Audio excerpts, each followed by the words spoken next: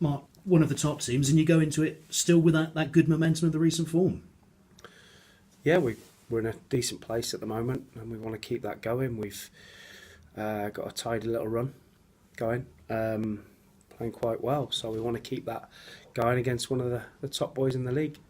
You weren't happy with the defending at Newport on Tuesday, but I suppose second half much better than first. Does that show that it is something that's relatively straightforward to put right?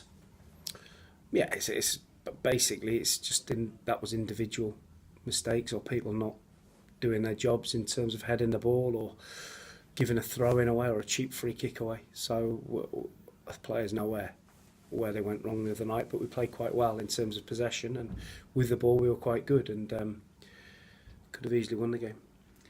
Obviously, Notts County have got plenty of height and experience up front as well. How different will the test they present be to the one that you had at Newport? Very similar in terms of the way they play. Very similar. They got two focal points up front in John Stead and Shola Amiobi. Both are and have been tremendous centre forwards. And if you've got those two players in your team, then you need to use them. And Notts County certainly do. You know, they scored an awful lot of goals from crosses, and you know they play to their strengths, and we're going to have to be really on our guard to make sure we don't allow too many crosses into our box, and we mark properly in the box, and we're switched on at all times. Presumably, the one thing they're not going to offer in their 30s is perhaps as much pace as you might come up against on a regular basis. But how easy is that to prepare your defenders for that challenge? Obviously, but like you always hear the old saying, the first 5 yards is in your head. And I saw John Stead sprint past the Cheltenham centre half the other night to create the goal. So John Stead's very clever, you know, and he was a brilliant piece of forward play where he's ran past Grimes, I think it was, and outpaced him and rolled the ball back for Terry Hawkridge. So, like I say, we have to be aware on all fronts aerially, on the floor, and we have to make sure we don't give them too much room. Hayden Hollis has just told us that being his old club, it makes it no different for him. Obviously, you've been back to Meadow Lane earlier this season. Is it anything like a special occasion for you? No, not at all. It's a good, lovely club, good people, big fan base, brilliant stadium. But it all comes down to 11v11 on the pitch on Saturday, and that's how you coldly and calmly you have to look at it, and that's what it is. But I enjoyed my short time there, did what I had to do, and moved on. And actually, when you're up against your former clubs, how important is it that you keep that sort of unemotional focus, I suppose, because you look at someone like Liam Noble, he might come back here and feel that he has got a point to prove.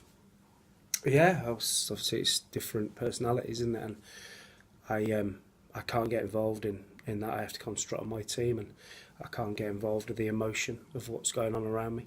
And I have to make sure I'm focused on what my players are doing and what we're doing right and what we're doing wrong. Injuries, how's the squad? We're in good health. We're I think everyone trained today, so we're in good health. And when you've been climbing the table as you have, do you reset the goals? Obviously, staying up is the main thing, but do you look to get safe with a certain number of games to go? Is there any sort of resetting? Not for me. It's purely and simply the next game. Boring as that, I know that's really boring, but it has to be.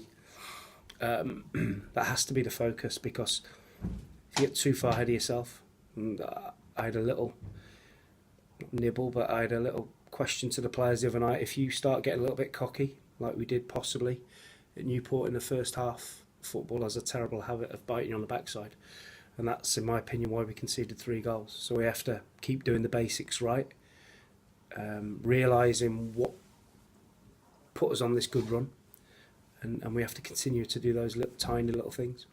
And the fact that you were unhappy with parts of Newport, does that show that the bar's been raised? We didn't match our standards defensively. We looked really solid defensively, but we didn't the other night as a collective, not just the 4 at the back, the goalkeeper. As a collective, we didn't look stable. It was a little bit of a unstable first half. The second half was better, but and it was down to doing the basics properly, i.e. follow instructions, don't give silly free kicks away, make sure you win your headers and pick the second balls up.